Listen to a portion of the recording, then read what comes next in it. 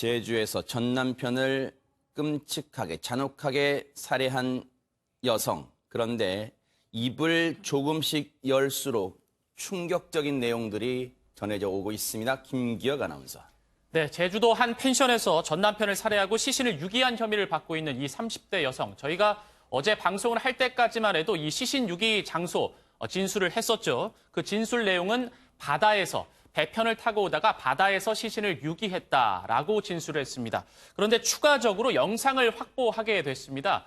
경찰이 조사를 하면서 실제로 그 완도행 배 안에서 차에서 봉투, 여행용 가방 속에 봉투를 꺼내서 여러 차례 바다로 던지는 모습이 포착이 됐다라고 하고요. 그런데 사실 바다에만 유기를 했다고 진술을 했었는데 이 다른 곳에서도 CCTV 그 정황이 포착이 됐습니다. 무트로 들어와서 김포시 쪽에 이 피의자가 머물렀었는데 이 여성 김포시 쪽에서도 이 봉지를 버리는 모습이 CCTV에 잡혔다고 합니다. 그런데 여전히 의문은 남습니다. 이수정 교수님, 지금 피해자인 전 남편은 상대적으로 체격 조건이 우월합니다. 저 피의자인 전 부인, 저 여성에 비해서는요. 그런데 저 당시에 그리고 끔찍한 범행을 저지르고 그리고 시신을 훼손하는 과정까지 이걸 과연 혼자 단독으로 범행을 했을까? 여전히 의문이 남는 대목입니다. 네, 그래서 지금 아마 공범에 대한 수사를 아주 철저하게 했던 것 같은데 어떤 흔적도 사실은 발견이 안 돼서 결국에는 단독 범행으로 이제 결론이 나게 됐는데요. 그러면 도대체 이 키가 20cm 이상 차이가 나는 이 거구를 도대체 여자가 혼자 몸으로 어떻게 살해한 다음에 이제 시신을 손괴를 했는가, 훼손을 했는가 하는 부분에서 사실은 지금 여러 가지 정황상 이게 이제 완전히 불가능하지는 않다라는 이제 생각을 갖게 만드는 게 아마도 이제 남편이 약물 같은 것에 의해서 전혀 저항할 수 없는 상태로 바닥에 뉘어진 것 같습니다. 그리고 나서 이제 시신을 손괴를 했는데 왜냐하면 지금 현장에 남은 혈흔의 흔적이 이게 둘이서 서로 다투다가 이제 칼로 찌르게 돼서 발생하는 그런 혈흔이 아니고요. 거의 대부분 많은 양의 이제 혈흔의 자국이 천장에서 발견이 됐다 그러거든요. 그렇기 때문에 이게 누워 있는 상태로 아마도 시신을 훼손을 했을 개연성이 굉장히 높아서 만일 구체적인 도구가 있었다면 지금 도구도 있었던 걸로 알려지고 있습니다. 그렇기 때문에 도구가 있었다면 여러 이제 부분으로 아마 분해를 해서 결국 쓰레기 봉투 같은 데다 넣어서 이제 옮긴 거 아니냐 이렇게 이제 추정이 되는 거죠. 지금까지 파악된 시신 유기 장소는 총 3곳입니다. 2곳은 피의자가 언급을 했고요, 직접. 그리고 한 곳은 경찰이 다각도로 수사를 통해서 밝혀냈습니다. 그렇다면 3차례, 3곳의 시신을 분산해서 유기를 했다. 뭔가 자신의 범죄를 끝까지 철저하게 숨기려 했다는 정황이라고 추정해 볼 수 있을 텐데 하지만 여성은 지금까지도 우발적 범행이라고 주장을 하고 있습니다. 하지만 경찰은 어떤 시각을 갖고 있을까요? 경찰 얘기 들어보시고 이어가 보도록 하겠습니다. 살인죄와 더불어서 사체 손괴, 사체 유기, 사체 은닉죄를 각각 따로 적용할 것입니다. 피의자의 주장은 그렇습니다. 우발적 범행이다. 그러나 우리는 달리 보고 있다. 계획적 범죄다. 우리가 확보한 자료를 바탕으로 재판이 진행된다면 계획적 범죄임을 입증하는 데는 무리가 없을 것이다. 저는 그렇게 판단을 하고 있습니다. 검색 기록이 있느냐 또는 무슨 물품을 구입하는 게 있느냐 범행을 입증하는 자료로 2가지도 이제 포함이 된다. 이렇게만 제가 둘러서 이제 표현을 하겠습니다. 사실에 부합하지 않는 부분들이 많이 있어서 애로사항이 좀 있습니다. 논리상 안 맞는 부분들이 왕왕 있습니다.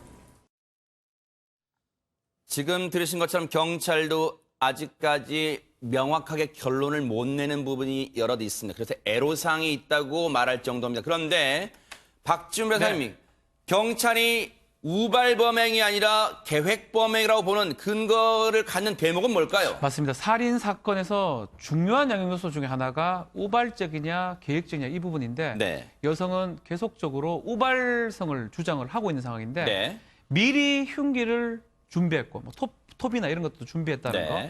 제가 가장 중요한 포인트 중에 하나가 이 여성이 이 범행을 하기 전에 또 하기 직후에 검색 기록이 있습니다. 검색 기록에 보면 네. 니코틴의 치사량이라든지 아니면 어떻게 사람을 살해할 수 있는지 네. 이런 것들을 봤을 때는 검색, 흉기 구입, 도구 네. 구입 이런 거 봤을 때는 우발적 범행보다는 계획적 범행의 가능성이 크다라는 게 아하. 경찰의 지금 설명입니다. 네. 지금 지난달 25일 이 피해자인 전 남편을 만나게 됩니다. 제주에서요. 그리고 그 펜션을 27일 날 빠져나오는데 이 휴대전화로 검색을 한 기록은 만나기 전, 피해자인 전 남편을 만나기 전에 검색한 기록이 나왔다는 거예요. 그런데 자, 지금 시신 유기 장소까지 유기했다는 것까지는 계속해서 이 피의자가 얘기를 하고 있는데 여전히 풀리지 않는 대목은 장희영 교수님, 범행 동기입니다. 그렇죠. 범행 동기는 이 여성이 얘기하면 가장 정답이 나오겠죠. 근데 네. 이 여성이 처음에는 뭐 이야기도 안 하고 있다가 결국은 이러이러하다 상황 설명을 했는데 누구도 납득이 갈 수 없는 얘기를 하고 있는 상황이거든요. 범행 동기가 이 여성의 말에 따르면 그렇습니다. 펜션에서 이제 아들을 오랜만에 아버지랑 만났으니 잔치를 하기 위해서 수박을 먹으려고 수박을 자르다가, 그러니까 거기 뭐 이렇게 수박을 자르기 위해서는 또 그게 필요했겠죠. 수박을 자르다가 남편과 싸우게 돼서 그래서 우발적으로 했다. 이게 사실은 헛웃음이 나올 만한 범행 동기입니다. 예를 들어서 뭐 그간에 뭐 아들을 보여달라 그러고 소송이 있었고 전 남편이랑 2년 정도 헤어져면서 계속 싸우고 있었다. 뭐 이렇게 범행 동기를 차라리 말했으면 그렇더라도 어떻게 사람을 저렇게 끔찍하게 살해를 하냐라는 말이 나오더라도 아 그랬어? 이럴 때는 지금 저거는 말도 안 되잖아요. 수박을 자르다가 우발적으로 다퉜는데 흉기를 휘둘렀어요. 그럼 누가 봐도 깜짝 놀라서 흉기를 우발적으로 휘둘렀으면 경찰에 신고를 하든 뭐 도망을 치든 뭐든 이런 게 오히려 저 범행 동기에는 자연스러울 수 있는데 저렇게 잔인하게 시신을 훼손을 해서 나누어서 버리고 그 이전에 또 무슨 검색을 하고 실제로 우발적인 범행이면 여기저기 또 증거가 남아있기 마련인데 지금 증거가 너무 없다라는 거 아니겠어요? 네. 그러니까 아마도 과거에 이런 것들을 계획하고 검색을 하고 증거를 어떻게 하면 없애고 이런 것들을 준비했다라는 게 맞는 추측일 것 같고 지금 이 여성이 말하는 범행 동기는 신빙성이 상당히 떨어지는 상태입니다.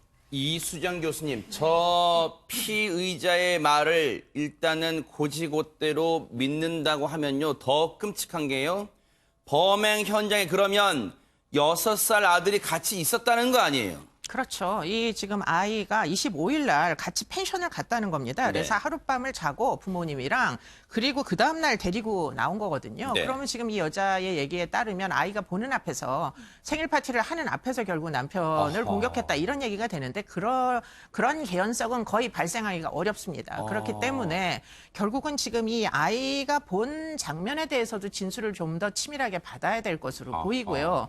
아마도 추정컨대 이제 그때까지 는 구체적인 공격 행위, 예컨대 유혈이 낭자한 현장은 발생하지 않았던 것이 아닌가 이런 이제 생각을 하게 되면서 아까 동기 말씀을 하셨는데 이게 생각보다는 굉장히 이제 사전에 치밀하게 계획을 해가지고 정말 네. 이 남편을 죽이겠다는 의지가 분명했던 사건이거든요. 네. 그러면 인간이 인간에게 이렇게까지 적개심을 갖는 데는 네. 그만한 이유가 있다고 봐야 되겠죠. 아하. 그러면은 이 여자가 이 남자를 꼭 제거를 해야 되겠다고 생각한 연유에는 아마도 현재 본인의 어떤 안녕, 복지와 연관된 그런 어떤 뭐 그 잘못된 부분에 대한 남편을 탓하거나 이런 이제 책망의 그런 이제 적개심이었을 것 같은데 현재 현 남편이랑도 혼인 관계가 거의 깨어졌습니다. 이 여자가. 왜냐하면 의붓아들이 죽었는데요. 네. 의문의 죽음을 당했는데 질식사였던 거죠. 그렇기 때문에 그 이제 의문의 죽음으로부터 촉발이 돼서 네. 결국은 전 남편의 살해까지 이어진 일반인들이 이해하지 못하는 이 여성만 가지고 있는 어떤 나름대로의 인과관계라고 느낄 법한 그게 이제 일반인들 기준으로는 사고장애일 수 있는데 네. 그런 개연성이 있지 않나 생각이 듭니다. 혹시요, 박지훈 변호사님. 예. 만약에 이 피의자의 주장대로 당시 범행 당일날 아들의 잔치를 위해서 수박을 자르던 도중에 말다툼이 나서 우발적 범행했다면 그 현장에 아들이 있었다는 거잖아요. 물론 그렇죠. 6살입니다.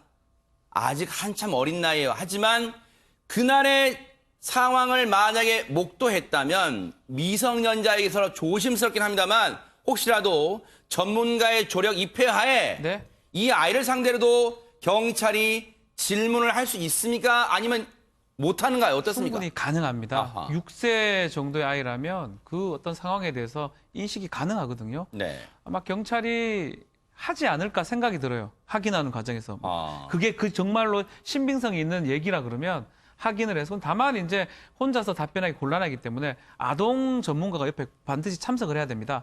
그래서 답변할 가능성은 있지만 지금 사실 그 진술 자체가 신빙성이 없거든요. 굳이 신빙성 없는 거에 대해서 확인 작업을 아이까지 불러서 할 필요는 없지 않을까 이렇게 생각이 좀 듭니다.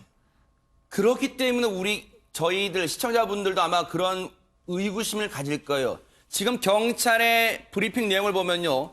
범행 다음 날 아이를 데리고 나왔다는 거 아니에요. 그러면 그 펜션 공간에 아이랑 같이 있었다는 거, 범행 후에도 같이 있었다는 거고 범행 후에요. 곳곳에 보면 깨끗이 흔적을 다 지웠지만 이른바 루미놀 검사라고 해가지고 형광 물질로 비춰봐서 혈흔이 묻은 걸 다 경찰이 발견해냈어요. 그렇다면 이수정 교수님, 네.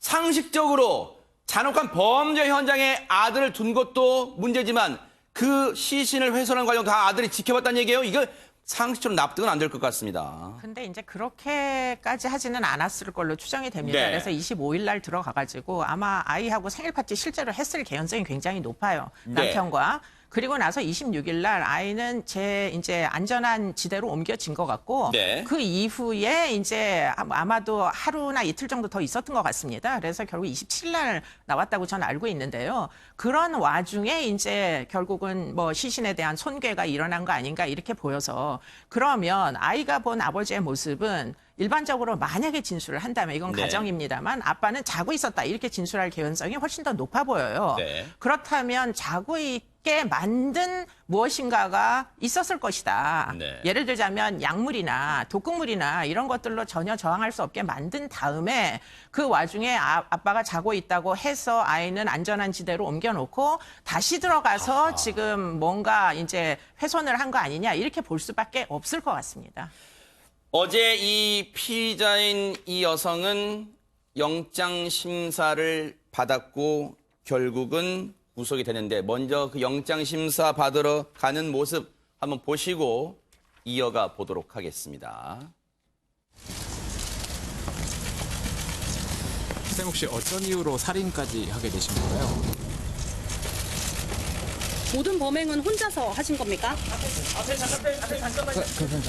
가려져가지고 이거 그 시신은 바다에 유기하셨다고 하셨는데 어떤 방식으로 유기하신 건가요?